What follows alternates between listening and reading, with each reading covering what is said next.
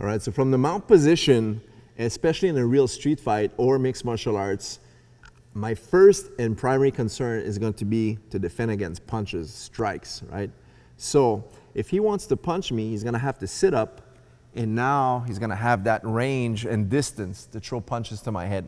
So I'm going to talk about some of the things we don't want to do. One of the things that I'll see sometimes if someone's untrained is they're going to try to just catch the punches as such, and that's not a good option. The other thing is people are going to try to grab the wrists, right? And this is not a viable option because I can't just stay here and control them. The other thing is, as I start to climb the ladder of better things to do, is maybe covering as such.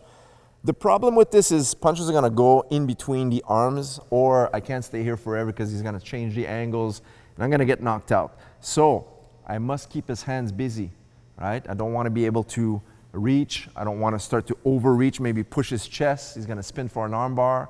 If I start to turn to the side, he's going to move around me, maybe catch this arm. If I keep on rolling to my stomach, he's going to roll with me and maybe go for the neck.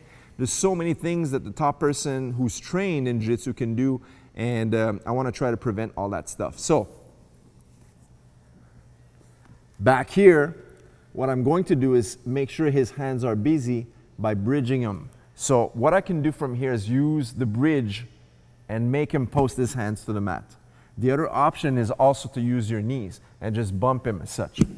Bump with your knees. Now, once I know that he's touching the mat, of course, I have to act fast. So from here, we can go to our traditional trap and then trap the foot, and from here we can roll him over, right? We have these options. The other option that I have as well is once he starts to strike and I bumped him over, from here, I'm going to start to push on the armpits, maybe using a C grip. So if I start to punch from here, he wants to bump me to force my hands to the mat. Now, from here, he's going to push into the armpits using the C grip, and as he pushes me further away, now it's hard for me to start striking him from this position, but he's going to cup my biceps and control, and now he could trap and roll from here. See how he wraps, and now traps the foot, and then rolls me over. And now he controls the biceps so he doesn't get hit, and then starts to posture up. Now, sometimes in the mount position, what the person is going to try to do is hit you, but when you bump them off, now you can use a bait. By baiting them, he's going to be holding the neck. See how he's going to trap my neck and really hold me down as such. Now, when I'm here, I can't strike him effectively, so my intention is going to be to free myself. So a lot of times I'm going to use the hand to cross face. See how I'm cross-facing myself to break this grip. So he's going to bait me into doing this. When he traps me, he ties me up. As he sees the crossface coming, my hand is off the mat, and now he's going to trap the elbow and now roll me over. Hold the punches, and now posture back up. Now I can't hit him. So using that bump, as I bridge or push him with my knee, now I can overlap and bring double overs here. I'll use either palm, or sometimes if your opponent is wider, you're going to go with the S grip. And now on the side where I want, I'm going to trap the foot and roll him over. As I roll him over now, my hands are going to drop on each side of his shoulders. And now from here, I got to make sure that once I posture up, he doesn't hit me. So I want to stay away from his punches. Now, sometimes the opponent's going to put the hooks. We call these grapevines. Notice how he's grapevining his feet inside.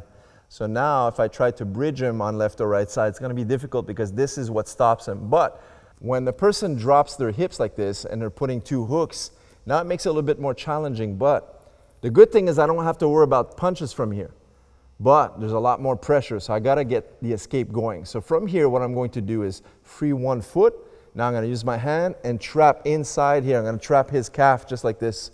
Cross my arm over and cup around his elbow. Once I'm here, I'll bridge him over. Cup so he doesn't hit me, and I could start to posture away. Now, I'm sitting in a higher mount position. So notice how he's going to push into the armpits to drive me forward, bring his feet inside, and now he's going to back roll to drive me forward, cup the leg. Once he's sitting up, he's going to trap the ankle, and from here sit up and bridge to attack the foot lock.